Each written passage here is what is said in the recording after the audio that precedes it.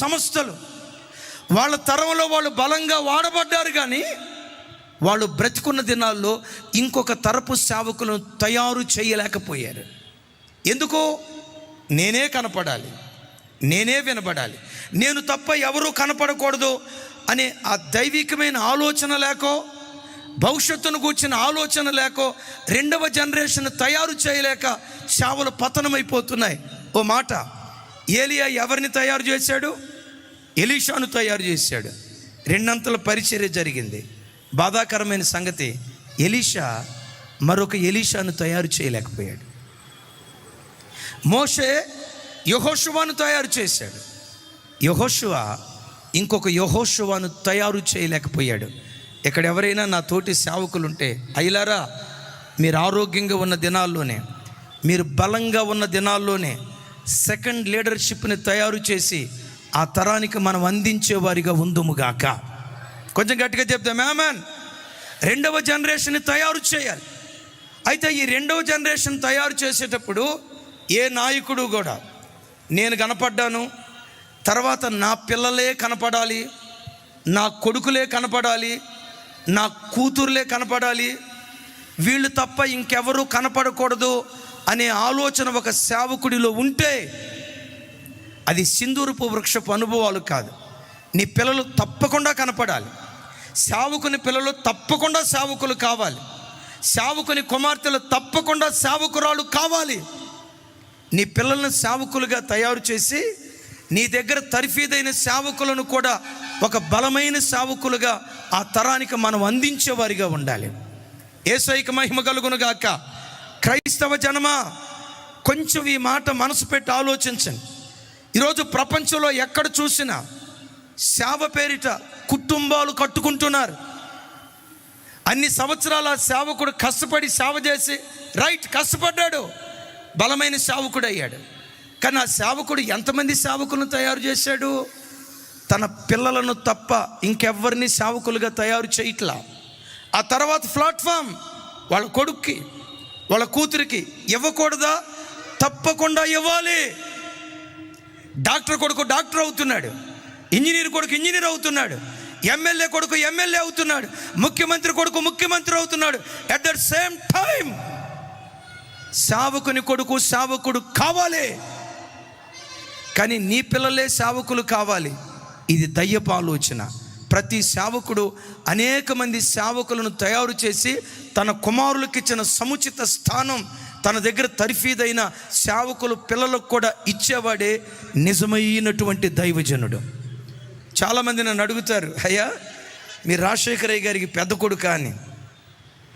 చాలామంది, అవునయ్యా పెద్ద కొడుకునే అంట. ఎంతమంది కొడుకులయ్యా మీ నాన్నకంటారు. అదే రాజశేఖర గారికి ఎంతమంది కొడుకులయ్యా అంటారు.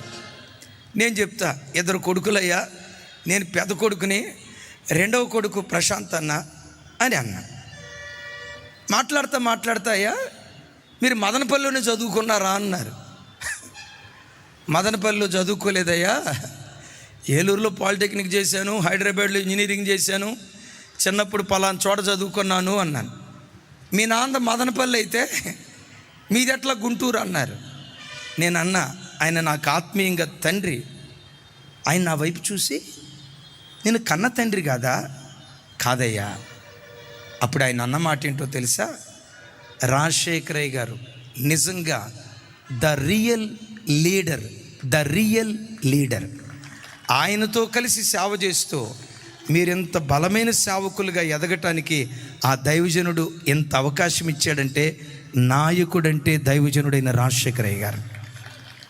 ఏ leader, nothing but a leader. A leader, nothing but a leader. నాయకుడు ఎప్పుడు నిచ్చెన వంటి వాడిగా ఉండాలి. నా పిల్లలే ఎక్కాలి, నా కూతురులే ఎక్కాలి, నా కొడుకులే ఎక్కాలి. అది సింధూరపు వృక్ష లక్షణం కాదు. చాలా చోట్ల చూడండి, అక్కడ సేవ చేసే సేవకుల పిల్లల చేత బానిసత్వపు పనులు చేయించి ఎంతకాలం సేవ చేసిన పరిచారకులే.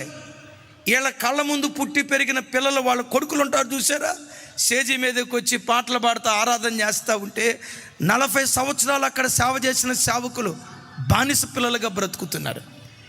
ఇది వాక్యానుసారం కాదు.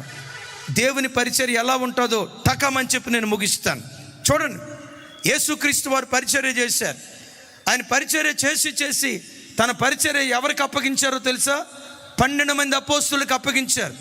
ఆ 12 మంది అపోస్తులు యేసు ప్రభుకి ఏమైనా చుట్టాలా, తోబుట్టువులా, అన్నదమ్ముళ్ళా, ఒక తల్లి కడుపున పుట్టిన వాళ్ళ? ఏమైనా రక్త సంబంధం ఉందా? నేను అంటాను, రక్త సంబంధం కాదు, వారి మధ్యలో ఉంది ఆత్మీయ సంబంధం. ఆత్మీయ సంబంధాన్ని బట్టి ఆ 12 పరిచర్య అప్పగించాడు. అఫ్కోర్స్ వాళ్ళలో యేసయ్యకు బంధువులు కూడా ఉండొచ్చు. బంధువులకు పరిచర్య అప్పగించకూడదు కాదు నేను అంటలేదు. పిల్లలకు పరిచర్య అప్పగించకూడదు అని అంటలేదు. అప్పగించాలి, వారితో పాటు యోగ్యులను కూడా లేవనెత్తాలి. ఏం ఒక్కళ్ళు ఆమెనంటలా? చెప్పాలి గట్టిగా. గమనించండి, వారసత్వంగా వచ్చింది ఎట్టుంటుందో చెప్తాను. అలాగని అలా అందరూ ఉంటారని నేను చెప్పను. ఎంతోమంది సేవకులు తల్లిదండ్రుల దగ్గర నుంచి సేవ పుచ్చుకొని బలమైన పనిముట్లుగా వాడబడుతున్న సేవకులు ఉన్నారు. వాడబడాలి. ఎట్ దట్ సేమ్ టైం తన దగ్గర తర్ఫీదైన సేవకులకు కూడా చేయూతనిచ్చి, a leader nothing but a leader, ఒక నిచ్చెనలాగా అనేకులకు అవకాశం ఇచ్చేవాడే నిజమైన దైవజనుడు. ఓ రోజు ఒక చోట సేవకులు కోటానికి వెళ్ళాం. వాక్యం అంతా అయిపోయిన తర్వాత భోజనాన్ని కూర్చునేటప్పుడు ఒక కుర్ర పాస్టర్ యవనస్తుడు నా ప్రక్కనే కూర్చొని నా వైపు చూడండి ఒకసారి, నా వైపు చూస్తా అంటాడు. జెర్మే పాస్టర్ అంటే నువ్వేనా అన్నాడు. సహజంగా నేను మీరు అని ఎవరినైనా అంటా. జెర్మే పాస్టర్ అంటే నువ్వేనా అన్నాడు. అవును నేనేనయ్యా అన్నా. అంటాడు, ఈ మధ్య భలే చెప్తున్నావే వాక్యం, నేను కూడా వింటాలి అప్పుడప్పుడు, ఏదో నన్ను బతికించడానికి అన్నట్టు చెప్తున్నాడు. నేను కూడా వింటాలి అప్పుడప్పుడు, భలే చెప్తున్నావే నేను కూడా వింటాలి అప్పుడప్పుడు అని అదో రకంగా మాట్లాడుతున్నాడు. ఎవరు ఈ మనిషి? కనీసం ఎట్లా మాట్లాడాలో కామన్ సెన్స్ కూడా లేదే. ఆయనకంటే 10 సంవత్సరాలు పెద్దోడితో ఇంకిత జ్ఞానం కూడా లేదే, ఏంటి ఇట్లా మాట్లాడుతున్నాడు అని లోపు ఒక ఆయన వచ్చి నా వైపు చూసి, అయ్యగారు ఈ అబ్బాయి ఎవరో తెలుసా? ఈయనకు 2 సంఘాలు అయ్యగారు, ఒక్కొక్క సంఘంలో 500 మంది వస్తారు అయ్యగారు, 2 సంఘాలు కలిపి 1000 మంది వస్తారు అన్నాడు. నాకు అనిపించింది, ఇంత చిన్న వయసులో 1000 మందిని సంపాదించాడంటే మరి మాట తీరు కూడా వచ్చి ఉండాలి కదా. ఎట్లా సంపాదించుంటాడు రా అని చూస్తా ఉన్నా. ఈలోపు ఇంకో పాస్టర్ గారు వచ్చి ఏమంటాడు తెలుసా? ఆ 2 సంఘాలు ఎట్లా వచ్చినాయో తెలుసా గారు? ఒకటేమో వాళ్ళ నాన్న ఇచ్చాడు, రెండోదేమో వాళ్ళ మామ ఇచ్చాడు కట్నం కింద. సంఘాన్ని కట్నం కింద. నేను అప్పుడు అనుకున్నా, క్రమశిక్షణలో పెరిగినోడికైతే దీనత్వం వచ్చేది. నలపబడిన వాడైతే దీనుడిగా బ్రతికేవాడు, శ్రమల్లో పుట్టిన వాడైతే దీనుడిగా బ్రతికేవాడు. ఒకేసారి కుర్చీ మీద కూర్చున్నాడు కదా, దీనత్వం ఏం తెలుస్తుంది? వారసత్వంగా సేవ రాకూడదా? 100కి 100 పాళ్ళు రావచ్చు. కానీ అట్ దట్ సేమ్ టైం అనేకులకు చేయూతనిచ్చి పైకి లేవనెత్తే సింధూరపు వృక్షాలుగా బ్రతికితే ఈ గడ్డ ప్రభువుకు సొంతం అవటానికి దేవుడు కృప చూపిస్తాడు. చప్పలు కొడుతూ ప్రభు వారికి స్తోత్రాలు చెప్దాం. మీరు ఎప్పుడైనా చూడండి, అలాంటి త్యాగపూరితమైన పరిచర్య ఏ ప్రాంతంలో ఉంటుందో ఆ పరిచర్యను దేవుడు తన నివాస స్థానంగా చేసుకుంటాడు. ఆ పరిచర్య దైవ పర్వతంగా మార్చబడుతుంది. నిత్యము దేవుడు దానిలో ఉంటాడు. ఆ పరిచర్య ఎప్పటికీ 30 60 100 ఫలించటానికి దేవుడు కృప చూపిస్తాడు. సంగమా, మీరు ఆలోచించాలని చెప్తున్నాను. పాల్ యాంగిచో ఓ మాట, పాల్ యాంగిచో గారి పేరు ఎంతమంది విన్నారు? ఒకసారి చేతుల పైకి ఎత్తండి అని అడగను, అందరికీ తెలుసు. తెలియని వాళ్ళు ఎవరున్నారు?